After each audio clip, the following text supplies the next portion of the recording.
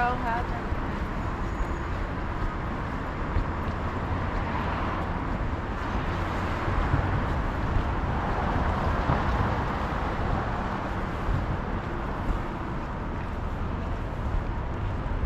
For a long time, I would hear people talking loudly, and they would say things like, tell him, say thank you to him for me, like I would hear it off in the distance, and it would be like someone talking about my cousin who works in a behavioral health center.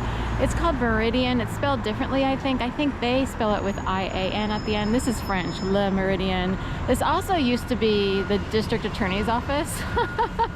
So, and they converted it to a boutique French hotel. It also has Elkins Memorial. I happen to know someone that's used to be a YMCA. I happen to know someone with the last name Elkin who happens to live in the Phoenix over there. But anyway, so the newer district attorney's office, which has been there for quite a while now, is over on the southeast side of the whole square around City Hall, and opposite the street from City Hall, there on Juniper and whatever you call that circle that goes around City Hall, but it would be like the south side of City Hall and then the southeast corner. But anyway, I experienced something really weird in 2011. Actually, I consider it attempted murder and terrorism at this point in time because of how badly this has gone on for so long. But I was made to believe I'd be murdered. I honestly, more than 1,000,000% believed it was the last night of my life. Hard to explain how all this went down. My life changed on a dime, and I feel like a whole bunch of people I met prior to that who seemed like, basically good people. Like everybody had, I know a lot of things happen to people, but I'm just going to say they had normal jobs, and technically they were in respectable positions, whatever you want to say. So I, in general, I thought these were healthy, good people, whatever, Anyway, not true. They're part of a very special network of people. But what they caused was, in addition to like major PTSD symptoms, I was in shell shock for like 5 years. Technically, I still am. If I'm triggered, you would know it.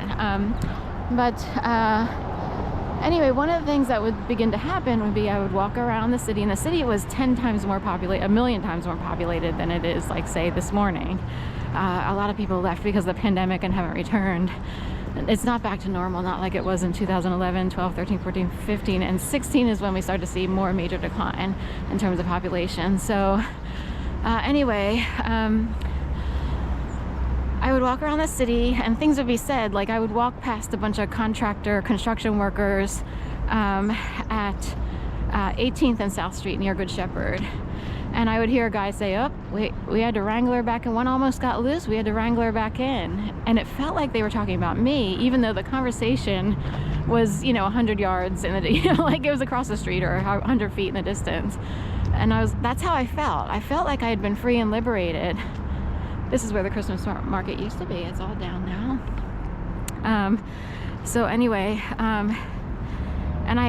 it's exactly how I felt. It's like I was happy for like 4 months. I thought I was enjoying a whole bunch of people who I'd met and everything else.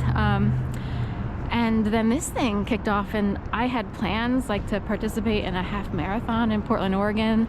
That's how, connected I was. I connected with somebody in Oregon who ran with a chapter of a running group that I ran with here in Philadelphia. It's the Front Runners running group, and they have chapters in major cities. Anyway, all that changed on a dime, and I would walk around one day, and because a cousin of mine works in social services, as I'm not really sure what he does, and because he doesn't seem like he actually helps people, because there's people in his family who could have used his quote-unquote expertise. I don't think he really has any, but anyway, I would hear these people say, be sure to thank your cousin for me. I owe your cousin. And it's like, it got really weird, because the idea would be maybe someone found housing, Section 8 or a special situation, special program. And it would be like everybody was rooting for, like, oh, cool, you have a cousin who's really cool. Actually, he isn't cool. So I have a lot of examples to show that he isn't. But what I realized is all of these people, like, technically they weren't talking about my cousin, right? They're talking about something else. What if, you know, a lot of people are technically handled, their conversations come up because it's all part of a massive government population, and people don't even know that when they say stuff, it's mixing in with, like, it's too coincidental to what you're experiencing. And say some people are wiggled out of the government system, and they can see it or hear it, or they're terrorized by it. All right, let's see if I can make this a 5 seconds here. Right.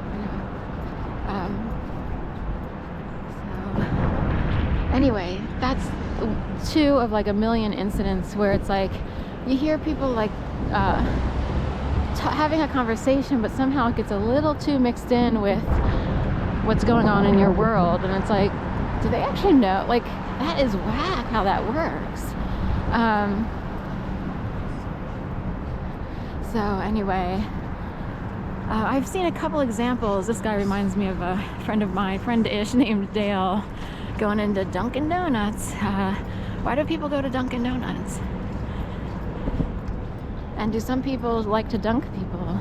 Are some people so TV'd out or governmentalized out? And by that I mean, like, they're just walking balls of like static electricity televisioned out. It's hard to explain. Most people kind of get tired of watching, say, TV, and they're like, I gotta be active, do something, you know. But anyway, he did work in the field of law and order, you know, justice, criminal justice, stuff like that. And I believe he was a prosecutor in Florida, and he wound up sort of wiggling into a position where he prosecuted people from drug cartels